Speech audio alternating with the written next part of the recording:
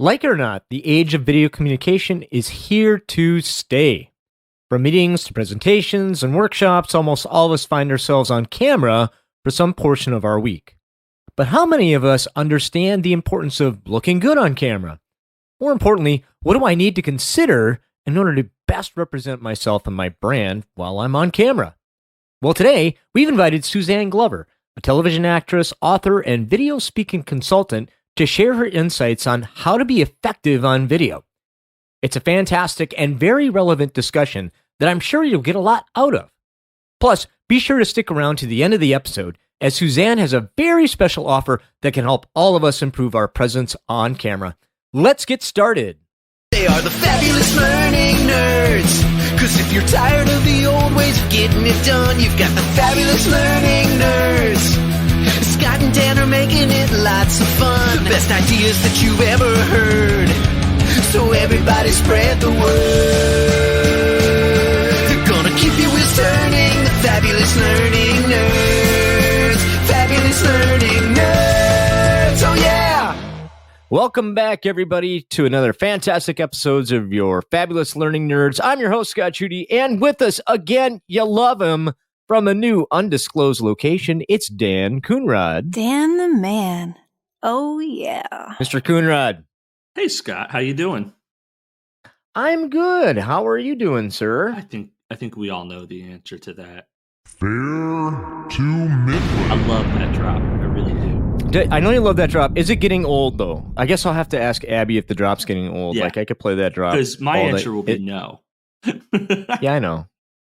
It's fine. So you are of course fair to midland, but you're hanging out and life is good. Oh yeah, no, life is really good. In my undisclosed location, man, I love that too. It's got a super super villain lair vibe to it. It's awesome.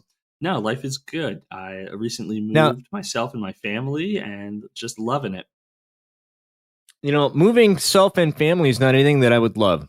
But I'm so happy that you loved it because I think that that's a great thing. And the last thing I'm going to say, you're a rock star now. You run another podcast? I am a rock star. No, I'm not. I can't even joke about that. I was going to run with it, but I'm not. I'm definitely not a rock star. No, I got invited to be on another podcast, Learning Unlocked, and it's fantastic. And when do we expect to hear your greatness on Learning Unlocked? I don't know specifically yet. Okay. All right, but we will for sure let everybody know because I'm interested to hear that. Yeah. And I think it's a great opportunity to go ahead and share knowledge with our fellow learning brethren. Speaking of fellow learning brethren, we've got another one with us tonight. You love her, Abby Dawson, everybody.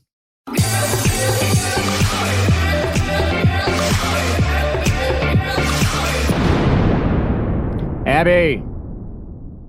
Hey there. How are you? I'm doing really well. Okay, awesome. And so what's new with you? Been tinkering with some stuff. Been playing with some website development. Funsy stuff. When you get that done, you're going to have to share. I mean, we've been talking before the show about what it is, but I don't want to get too excited about it till it's up and running, and then I think our audience is really going to love it. Oh, yeah, me too. You know, the thing that I'm going to give you props for is that you actually said, hey, I have this idea, and I think it's a good idea, and I'm just going to go out and do it. And I think that that's really awesome, and more people need to do that. Well, thank you. Well, I'll say I was inspired by working with you guys on this podcast. It has been a lot of creative fun, and I have to say, we've had some great guests who have opened my eyes to, if you're willing to step out of your comfort zone and do some cool things can happen. So, yeah, some more to come. We'll tell you more soon. That's fantastic. What a great transition about fantastic guests, because, ladies and gentlemen, we have an amazing guest with us.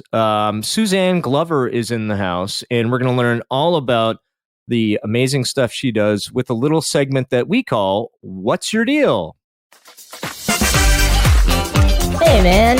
What's your deal? Suzanne. Hey, Scott.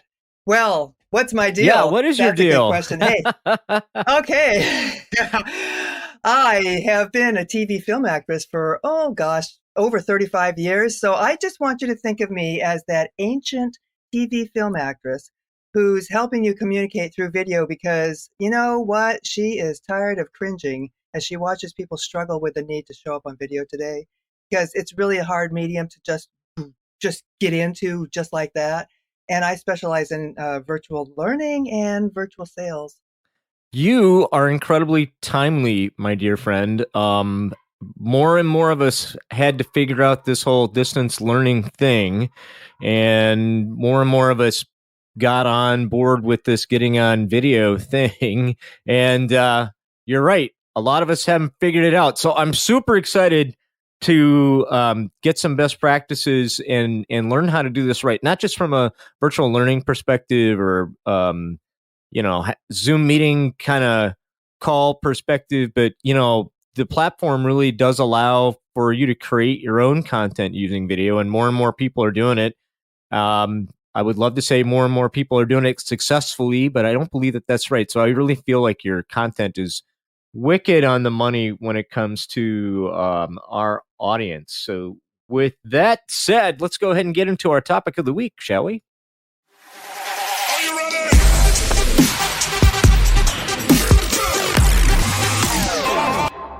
Okay, Suzanne, lay some knowledge on us how to look your best and do your best on video. Okay, well, first let's talk about why we need to show up. I know that there is a virtual world out there now, and we all need to show up on camera. And you said something about the need to show up right now, and people are kind of resisting it. They really are, and I'm still seeing them, and that's because there's things like camera anxiety and the pressure to look good, like you just said. And of course, trying to speak naturally when the environment looks like you're sitting in ET's spaceship, you know. But the reality today is I really think it's important for students, particularly when you're trying to train them, to remember that people are training them and not machines. And it keeps the human connection, which is part of our DNA. And that's because here's why. Our brains are wired to see faces. There is something called the face recognition part of our brain. That's the fusiform gyrus, something like that. And it seeks out faces. You know how artists do, they'll hide a face inside a picture? Well, that's what they are capturing. That engagement, it's a natural, primal, integrated, primal instinct in us to see faces. So when you're talking about doing slides, right there, you have disengaged them on a primal level. And then, of course, body language, we all know that body language is, 70% of communication. So right there, boom, you've taken away the body language. So you really have to, I want to say, overcompensate to communicate and get them to engage and be able to persuade them and influence them. It's making your job actually harder by hiding behind slides because you don't have the ability to use this primal instinct and your body language that makes your job easier once you get over the hump of getting good on camera, which I think is really important nowadays. I know a lot of people say, oh, just flip on the camera. I don't agree with that. And we can talk about why. That begs a great question. So why don't I want to do that?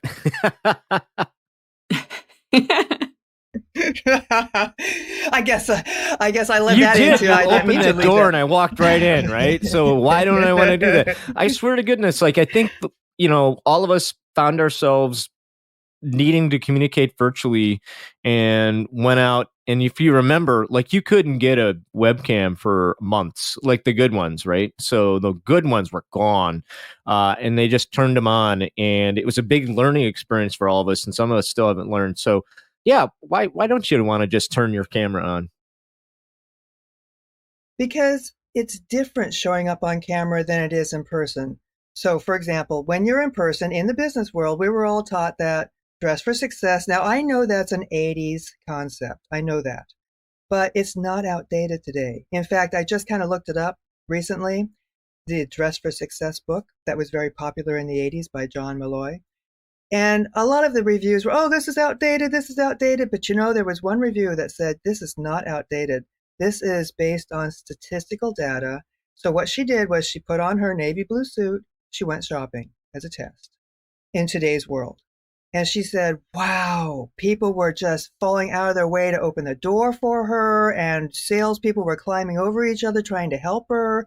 It was like she commanded respect because she wore her navy blue suit. So fast forward to what people say now. Oh no, I need to wear my pajamas on the couch and I need to just show up and be me. Well, in business, there's really an important factor of first impressions. First impressions, I'm a hypnotherapist. So I really think about what we're communicating on a subconscious level.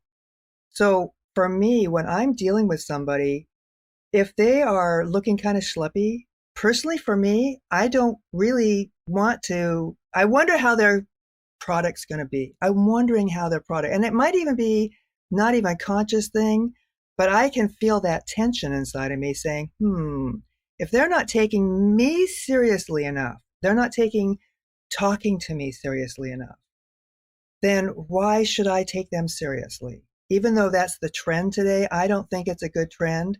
And I'll say one more thing about this. When TV started way back in the 50s, it was black and white, but it went through an evolution.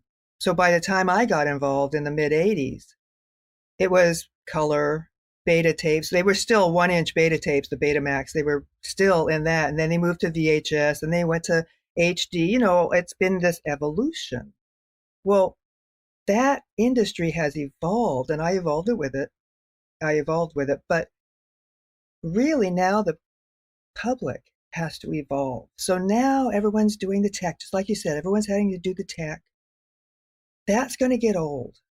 And people are going to ask for more. They're going to say, that person isn't taking me seriously. Oh, this person over here, I want to talk to that person because, wow, look at how good they look. And it's going to continue to evolve so that you've got to build trust. You can't just get on this thing. It's not going to be good enough. In fact, this is the last thing I'll say. I hear time and time again when people are on slides, they're getting comments that say, I want to see you. I want to see you. So it's like the audience is demanding to see us.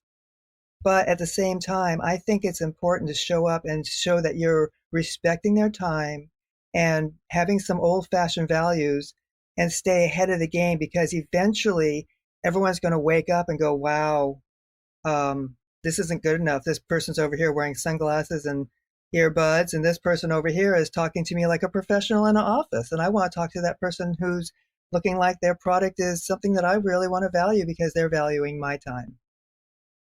It's I didn't think about my own perspective in this until you just brought it up, but I just realized maybe not so much people, but I find myself when I'm like in an office or like when I'm on a Zoom call and looking at everybody's backgrounds. How have they set up their space?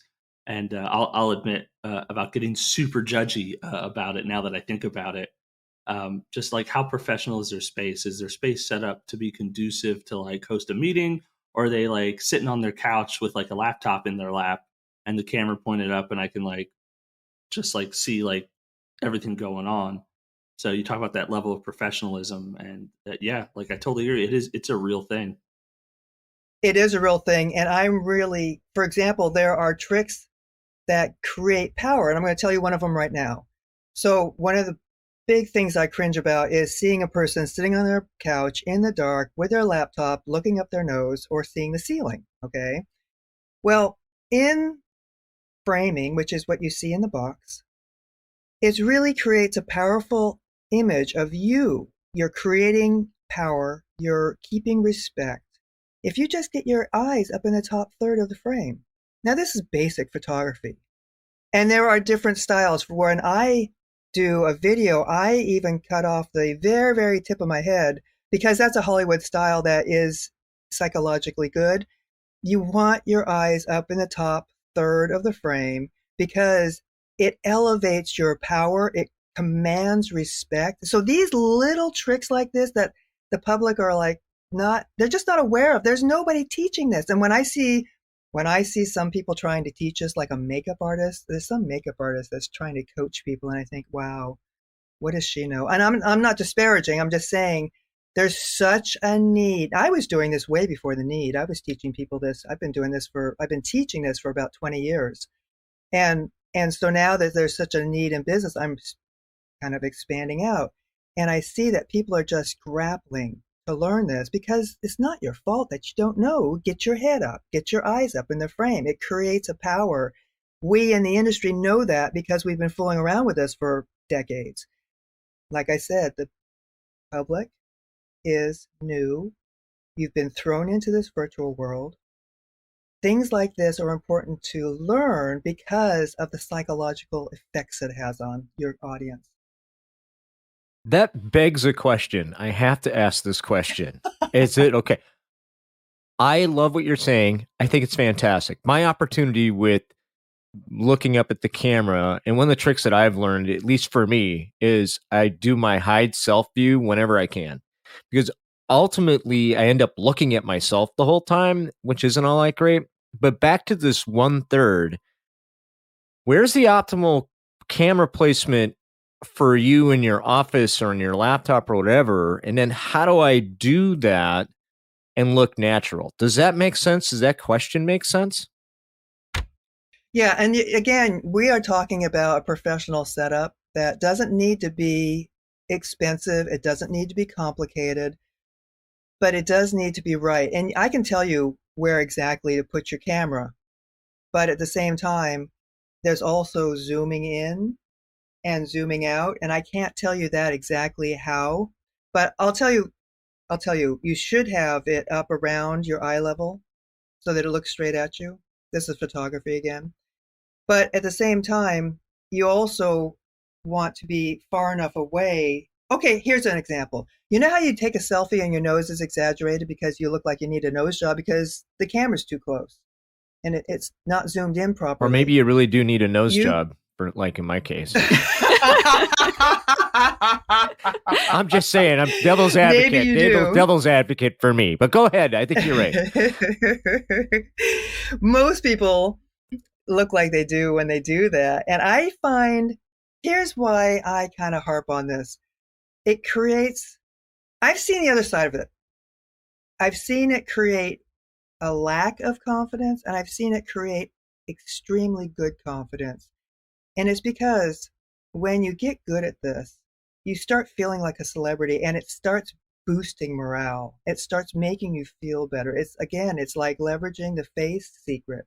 It's leveraging learning this medium, and all of a sudden you've expanded your control, your comfort zone. You feel better about yourself. You start feeling like my book says, my book is Be a Video Influencer, and it says reinvent your life and your business as a midlife movie star, because you start feeling like a celebrity. And I'll just give you a quick story to example this.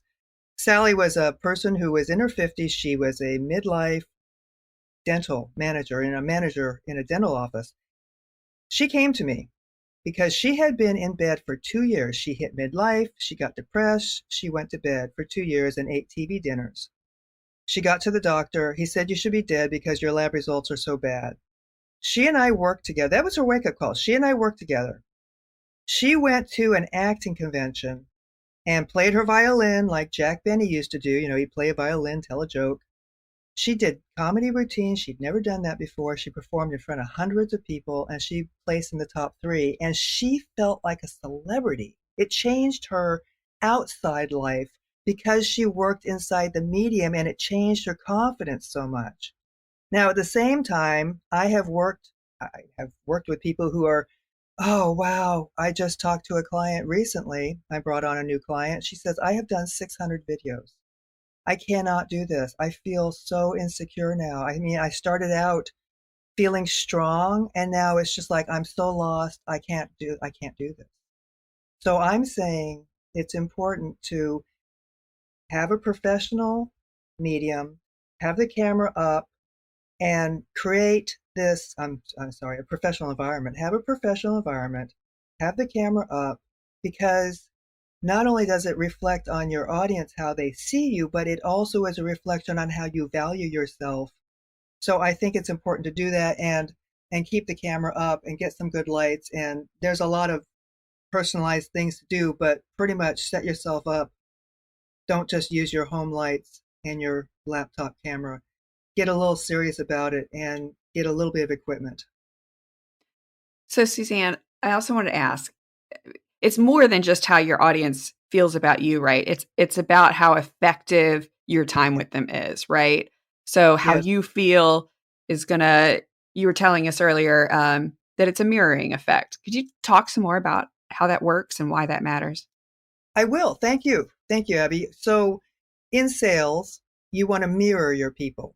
When I was traveling around the country as a talent scout, I was in the South and I started taking on that Southern drawl. I just did it, I didn't mean to, but I sold really well because I really got into their heads and mirrored their mannerisms, their voices, their eye contact, whatever.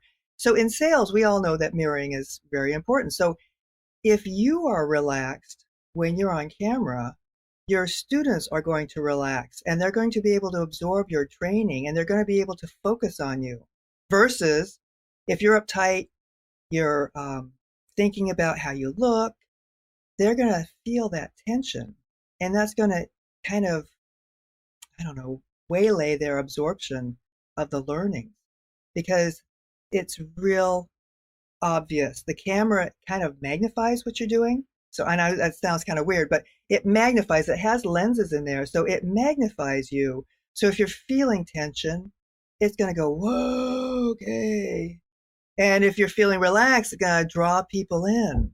And you really want to send your energy into the camera a certain way that pulls people out to you because it's kind of fun when you start playing with this thing because of the magnification and the communication energetically. It's an energetic medium.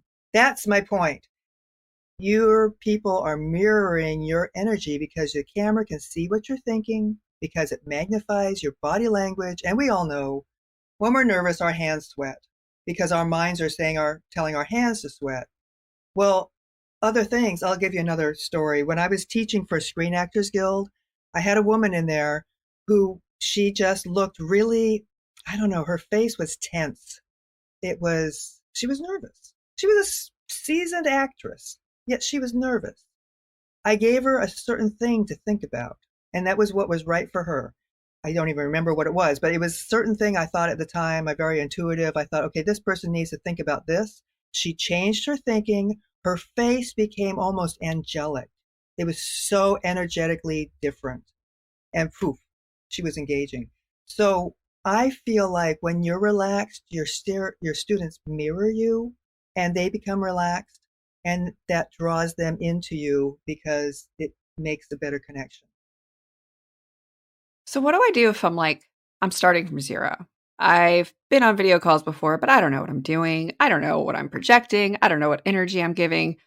Where would you help somebody start? Like, what do you, I think I've got my camera in the right position. I think my light's okay. I don't think I have dirty socks hiding on the bed behind me. Where do I go? Good question. Where do you start? Okay, so right now where you are is average. I can see you, and I would put your head up in the frame a little bit more because that creates that power. But right now the market is at the bottom level of market sophistication, and there are 5 levels of market sophistication.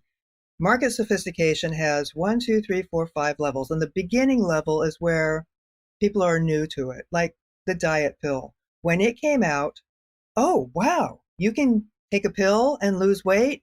New concept. I sold an anti-aging wrinkle pill that I labeled and sold in the newspapers. And that was going after a market, women who have tried everything. They're like at a 5. They're so jaded. They've seen everything out there. That was a new concept. Oh, wow, I can take a pill and stop wrinkles? Great. So as market sophistication goes along, like the diet pill, first level, pill, new concept, great. And then people started getting used to, oh, that's just another diet pill. Oh, seen that before, saturated the market. Then they had to think of, okay, something new. It works better, it works faster, it's easier, something better. Then, okay, the next level, well, now, third level, now it works better and you get a set of knives with it, It's like it has to keep going up the scale. In the video world, right now, as a general thing, we're at level 1. So what you're doing is great right now. You're actually better than most because you're not sitting on your couch looking down at your laptop, right? But I feel, and you're also not using a virtual background, which I don't like those. Also, I know I'm kind of opinionated here, but you have to realize I'm old school, and I really believe in the ability for an actor to authentically communicate. Because if you think about movies, the actors are not thinking, well, okay, the old movies, they're not using virtual backgrounds, they're not using special effects, they're using true, authentic connection. Now, I'm not saying you have to learn acting, but I'm saying you're not using a virtual background. I don't like those because subconsciously your hands or your head or something's disappearing. And that, again, creates a fakeness that you're fighting against, so you have to work harder. So, where do you start was your question. And I say, and I have a 7-step method, very beginning is your mindset. Your mindset and knowing what you're thinking. And I'm not talking about positive thinking. I'm talking about what are you thinking about, because the camera is going to see you as what you're thinking about. And what you want to do is get that love relationship with the camera first. That's the most important thing, because as you start loving the camera and it starts loving you, you start creating more confidence in yourself. And oh, wow, you know what? Now I can build on the next level. See, that's how my formula works, my system. The first level is like a pyramid. The first level is you start creating that. And I have a 5-step framework that walks you through identifying what you're thinking and then shifting it and then applying it and building momentum so that your body starts being addicted to loving the camera.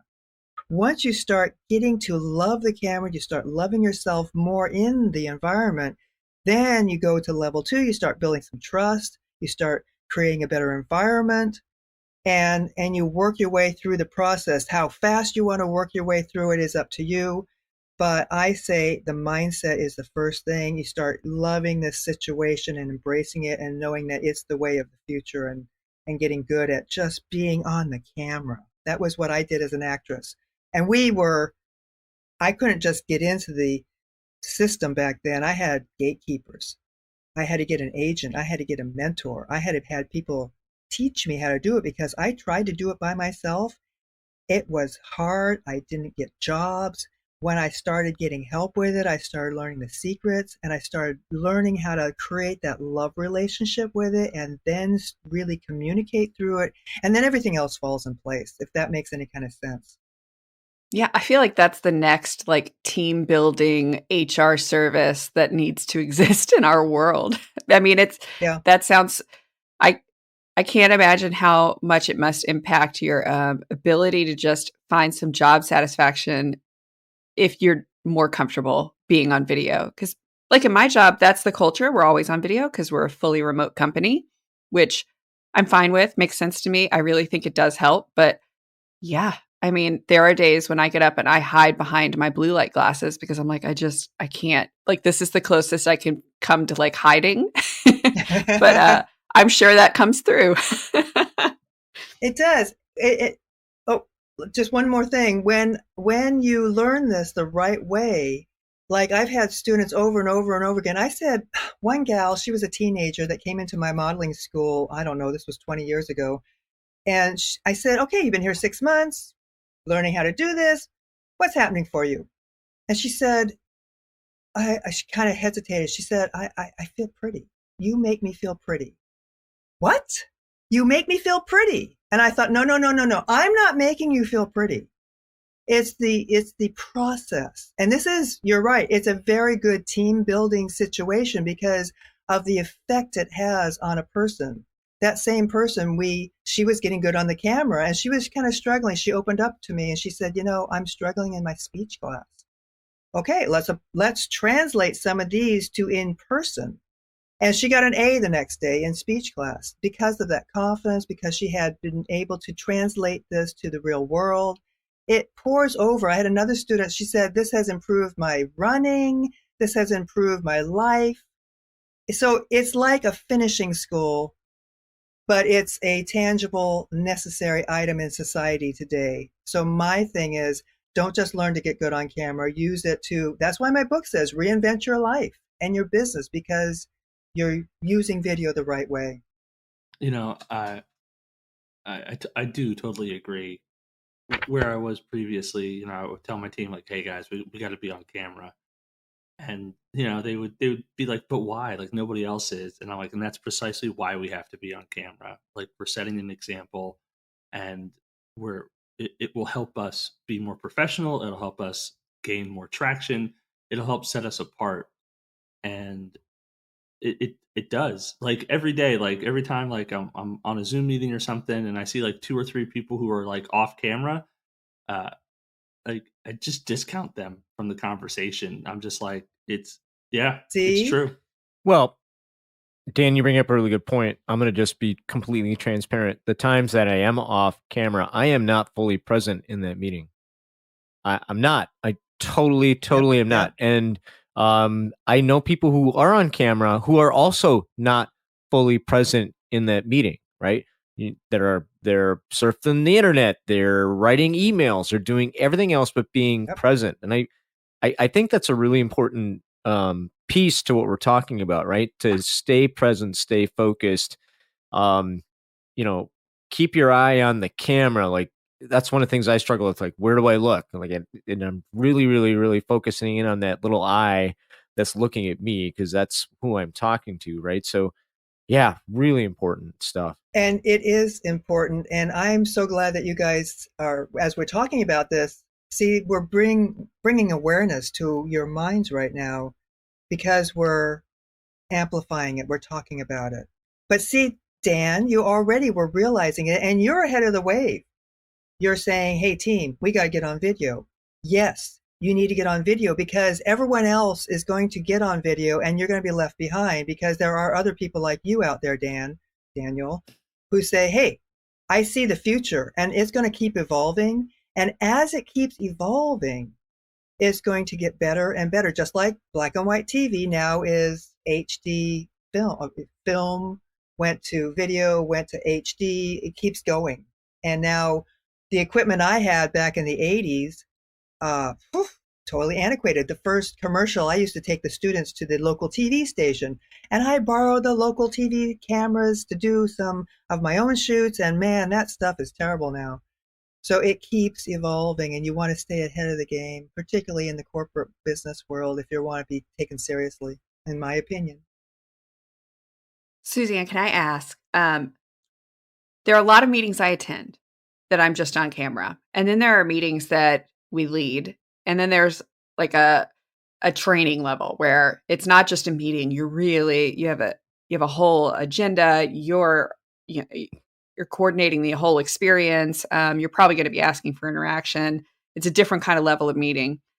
Do we need to prep for those events differently? I mean, there's got to be a difference between just attending a meeting and participating in a meeting versus attending a meeting and leading a meeting. Would you approach those differently, or what are your thoughts there?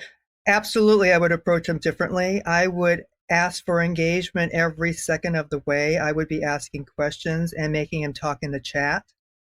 I would be having a form for them to fill out as they go along. You know, things that you do in person, when you have if you want to think about it, being a speaker, like a professional speaker, they'll a lot of times have a form that you want to fill out. Hey, fill in the blanks here. Hey, have a chat. Answer this question in the chat. Now, as far as slides, because this comes up when you're learning and you're teaching, people want to see slides. And of course, we want to hear and see and be visual and auditory at the same time, of course. However, that's not the best thing to do, to have your little head with a big screen. There is software out there now where you can be on one side of the screen and you can have your materials on the other side of the screen.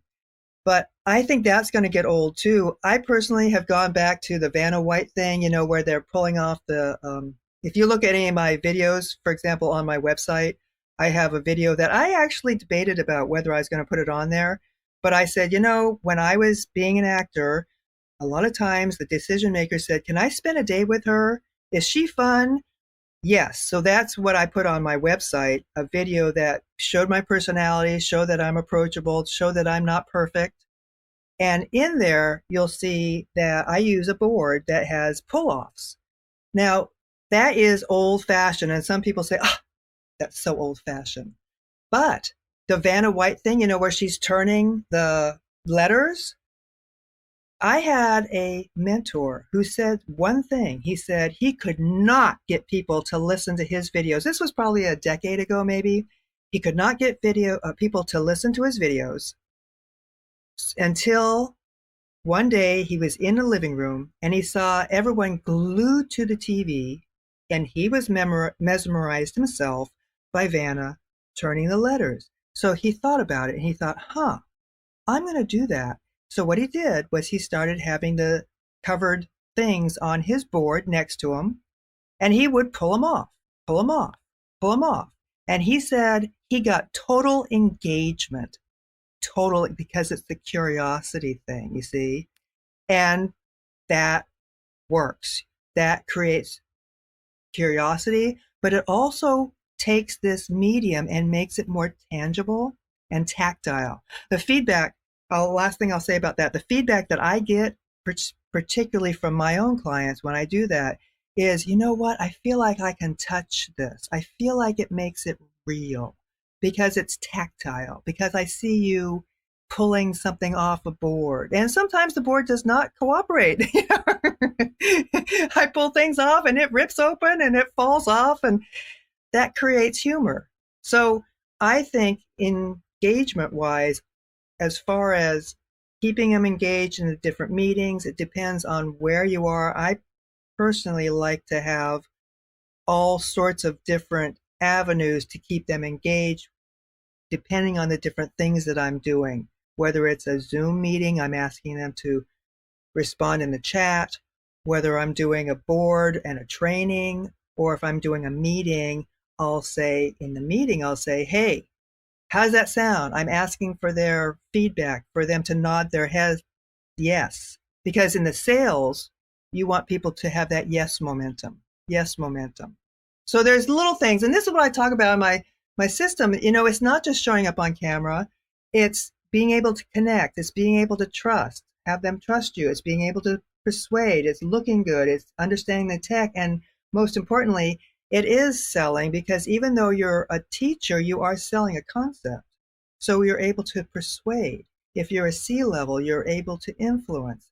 So really, this medium opens up a whole new ball game, and I'm excited to see where it goes for business. I love that you brought up the whole Vanna White thing. I'm helping my former life coach do what you do, right? Which is create online courses and whatnot. And she likes to use like a little whiteboard. And she's going to be producing video, and I'm like, you have to keep the whiteboard in there. Well, why not? I want to have slides, or I want to have B-roll. I'm like, no, I love you drawing stick figures on the whiteboard, right? I mean, that's kind of how, that's old school. And, it's things like that disrupts our audience's expectations, because in the age that we're living in now, I cannot tell you how many one-way webinars I have sat on, many coming from people that I dearly love and appreciate in our industry who love to talk, right? We are all learners. We all love to talk. And so at any rate, I just really, really, really appreciate that. I could talk to you all day. Sadly, I don't have all day. But as we start to think about bringing some of this together, what are some really important things that you want to talk about and remind our audience when it comes to looking awesome on video?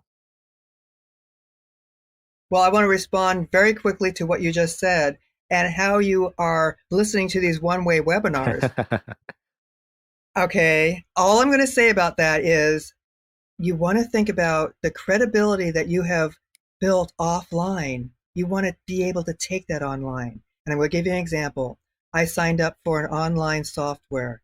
The guy talked on the phone. He was great.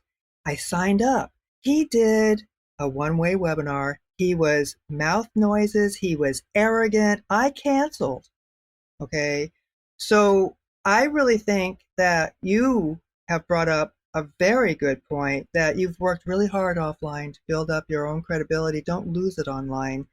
Take this seriously. I think if the only thing that I can impart to your audience in like a millisecond is to take this seriously, see that it's going to continue to evolve, get ahead of the game, get good at it, and get help with it. Whether it's me or someone else, just know that the person that you're using, it creates a safe environment, has experience teaching, not just in the industry like a makeup artist, but really has credentials that can do it, and learn the medium, take it seriously, and get ahead and stay ahead. I was going to say, I feel like this conversation today has moved me from a place of thinking I was just being vain to going, no, I think I should be investing a little more time and thought. I think this is a career choice. And anyway, thank you, Suzanne. I'm excited to kind of tinker and play and make this a better part of my everyday. Good for you, Abby. Glad to hear that. This is awesome. I don't think remote work is going to go away anytime soon. In fact, I think it's just going to increase. And the importance of being able to be business presentable, whether in person or on camera, is going to be important. That's not going to stop. I think so too. Yeah, I agree. Suzanne, I have a quick question for you. Have you seen Kung Fu Panda? I have heard of it, and I in my mind, I have seen that. Why? Well, I just feel like I've spent 40 minutes with Master Oogway. He's the turtle guy. And That's right. I am Kung Fu Panda, and we just dipped the brush in the very tip of this amazing knowledge that you've brought to us. And I just really want to thank you. I'm just super stoked. And I know my audience is asking the same question, like, how can they connect more with you? You mentioned your book and your website. If you could spend a few minutes talking about how our audience can learn more about this amazing world that you have to offer. Thank you, Scott. And I am happy because I really want to let the world know that this is an art and a skill that can be learned. It's not that hard when you get the right help. And I'm happy to help people if they want to reach out. SuzanneGlover.com, SUZANNE, Glover, GLOVER.com. You can find me on my website. And I also am, of course, on LinkedIn, linkedin.com/IN/Suzanne Glover. And Scott, what I wanted to do for your listeners was do a special diagnostic call. Okay, the link that I'll set up, if it's okay, is SuzanneGlover.com/nerds, NERDS. How about that? Love it.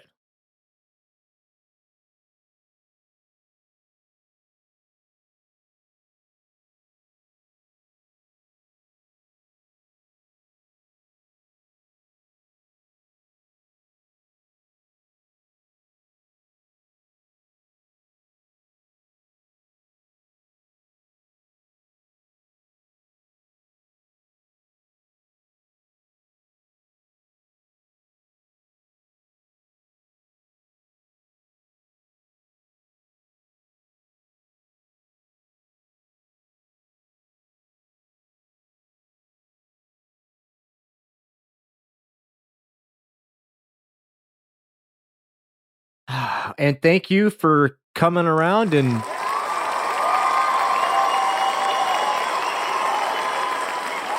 I think that's wonderful. And yeah, hey folks, make sure that you take Suzanne up on her offer, and we're going to put links to all of this in the show notes. I'm probably going to do a couple social tags on it as well. That diagnostic on how good you look is really important. We all know in learning and facilitation, you only get good if you practice and watch what you're doing, right? That's old school. So thank you so much. Daniel-san. Yes, Scott. Could you spend a few minutes and tell everybody how they can connect with us? Absolutely. All right, party people, if you haven't already, hit us up, learningnerdscast@gmail.com. Email us questions, join in the discussion. Ask us anything you got on your mind. We're super interested to hear from you. For our Facebook folks, you can find us at Learning Nerds. Like us, subscribe, participate, all that stuff. Lastly, if you're on Instagram, you can find us Fab Learning Nerds. Share any groovy learning stuff you might have. We're interested to see and hear from you. Hey folks, that's going to be it for us tonight. Do me a favor, hit that subscribe button, like and share the show with your friends. We'd like to get the word out, especially on the groovy stuff that Suzanne Glover had to give to us today. If you could do me a solid, if you're getting this through a podcatcher like iTunes or Stitcher, leave us a review. It's a great way for us to judge how we're doing and help get the news out. And with that, I'm Scott. I'm Dan. I'm Abby. I'm Suzanne. And we're your fabulous learning nerds, and we are out.